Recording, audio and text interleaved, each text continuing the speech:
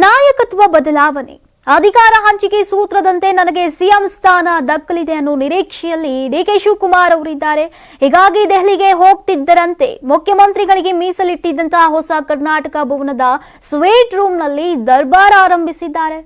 ದೆಹಲಿಯ ಚಾಣಕ್ಯಪುರಿಯಲ್ಲಿ ನೂತನ ಕರ್ನಾಟಕ ಭವನ ಕಳೆದ ಏಪ್ರಿಲ್ನಲ್ಲಿ ಉದ್ಘಾಟನೆಯಾಗಿತ್ತು.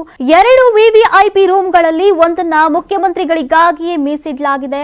ಭವನದ ಉದ್ಘಾಟನೆಯ ದಿನ ಸಿಎಂ ಸಿದ್ದರಾಮಯ್ಯ ಇದೇ ಕೊಠಡಿಯಲ್ಲಿ ತಂಗಿದ್ರು.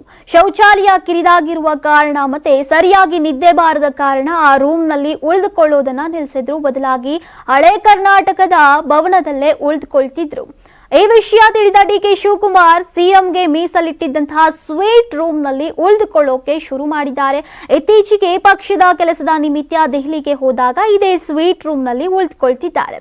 ವರಿಷ್ಠರ ಅನುಮತಿ ಸಿಕ್ಕಿದ್ರೆ ಸಂಧಾನ ಸೂತ್ರದಂತೆ ಸಿಎಂ ಸ್ಥಾನ ಸಿಗಲಿದೆ. ಹೇಗಿದ್ದು ಕರ್ನಾಟಕದ ಮುಂದಿನ ಸಿಎಂ ಆಗ್ತೇನೆಂಬ ನಿರೀಕ್ಷೆಯಲ್ಲಿ ಡಿಕೆಶಿ ಇದ್ದಾರೆ.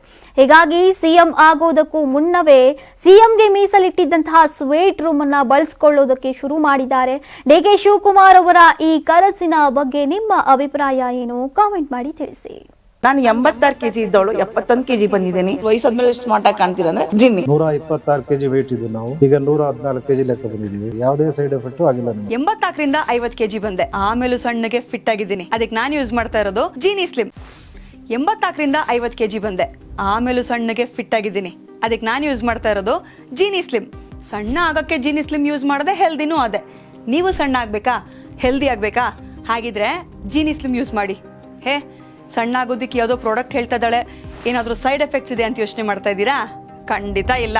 ಯಾಕಂದ್ರೆ ಇದು ಕೆಮಿಕಲ್ ಫ್ರೀ. ಸಣ್ಣ ಆಗಬೇಕು ಅಂದ್ರೆ ಜೀನಿ ಸ್ಲಿಮ್ ಯೂಸ್ ಮಾಡಿ. ಹೆಚ್ಚಿನ ಮಾಹಿತಿಗೆ ಕೆಳಗೆ ಡಿಸ್ಪ್ಲೇ ಆಗ್ತಿರೋ ನಂಬರ್ಗೆ ಕಾಲ್ ಮಾಡಿ.